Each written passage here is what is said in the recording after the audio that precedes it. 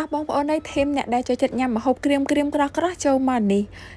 នេះបងប្អូននឹងទទួលបាននៅមុខម្ហូបក្រៀមក្រោះប៉ុន្តែមានរសជាតិឆ្ងាញ់ពិសេសគឺថ្ងៃនេះតែម្ដងនាងខ្ញុំប្រឡាក់សាច់ហើយញ៉ាំជាមួយនឹងជ្រក់ស្ពៃជ្រក់ត្រសក់បើនិយាយពីរសជាតិគឺឲ្យវ៉ៅតែម្ដងចាគឺថាមានរសជាតិឆ្ងាញ់ខ្លាំងហើយកាន់តែពិសេសទៀតនោះសាច់ប្រឡាក់ហើយដែលយើងញ៉ាំសល់ទុកញ៉ាំបាយកកព្រឹកគឺនៅតែទន់ល្មើយមិនរឹងទេចាគឺថាឆ្ងាញ់ជ្រុះពេលតែម្ដងហើយបើសិនបើជាបងប្អូនចង់ដឹងពីរបៀបប្រឡាក់សាច់របស់នាងខ្ញុំយ៉ាងណានោះសូមតាមដានខ្សែវីដេអូមួយនេះពីដើមដល់ចប់ជាមួយនឹងនាងខ្ញុំទាំងអស់គ្នាថ្ងៃនេះគឺនាងខ្ញុំប្រឡាក់សាច់ជ្រូក3ជាន់ញ៉ាំជាមួយនឹងជក់ស្ពៃហើយនិងជក់ត្រសក់បើនិយាយពីជ្រូកវិញគឺថាស្រួយខ្ញោកតែម្ដងបងប្អូនទាំងអស់គ្នាចាឥឡូវនេះគឺនាងខ្ញុំចាប់ផ្ដើមដាក់គ្រឿងផ្សំចូលទៅក្នុងសាច់មានដូចជាខ្ទឹមសចិញ្ច្រាំម៉ត់ម្រេចម៉ត់ម្សៅស៊ុបហើយក៏មានជាមួយនឹងម្ទេសកូរ៉េប៊ីចេងចាហើយក៏មានជាមួយនឹងទឹកដោះគោខាប់ស្ករត្នោតសាតេទឹកស្អៀវហើយនិងទឹកប្រេងខ្យងបន្ទាប់ពីបានដាក់គ្រឿងផ្សំទាំងអស់ចូលទៅរួចរាល់ហើយគឺថាមកច្របាច់ច្របល់គ្រឿងផ្សំឲ្យបានចូលសព្វជាមួយនឹងសាច់ជ្រូកប្រឡាក់របស់យើងចំពោះការប្រឡាក់សាច់របស់នាងខ្ញុំបន្ទាប់ពីច្របល់គ្រឿងផ្សំបានចូលជាតិល្អហើយគឺផ្អាប់ទុករយៈពេល2ម៉ោងហើយចំពោះកម្រាស់វិញចានាងខ្ញុំជាអត់ឲ្យក្រាស់ពេកហើយក៏មិនឲ្យស្ដើងពេកដែរ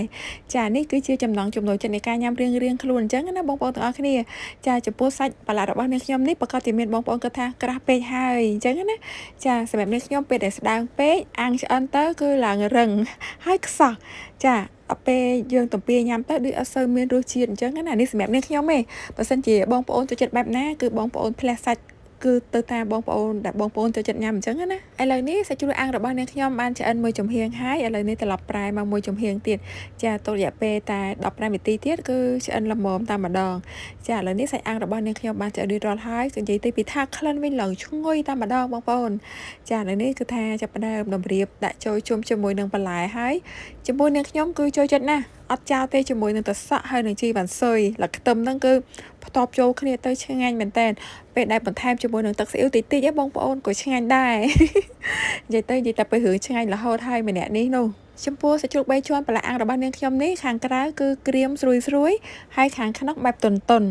ចាសម្រាប់នាងខ្ញុំគឺចូលចិត្តបែបនេះនិយាយទៅឆ្ងាញ់ណាស់បងប្អូនទៅពីចូលមកទៅគឺមានរសជាតិមែនតើឥ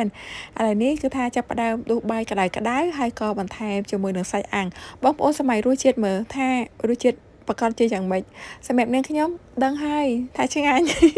ហើយបងប្អូនគឺសម័យទៅតាមគួរចាឥឡូវនេះក៏មកបន្ថែមជាមួយនឹងជ្រក់ត្រសក់ហើយនឹងជ្រក់ស្ពៃ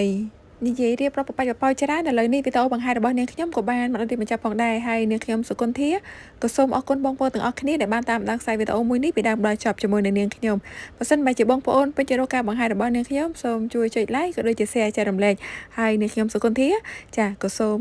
ជូនពរបងប្អូនទាំងអស់គ្នាមានសុខភាពល្អចាអរគុណបាយបាយ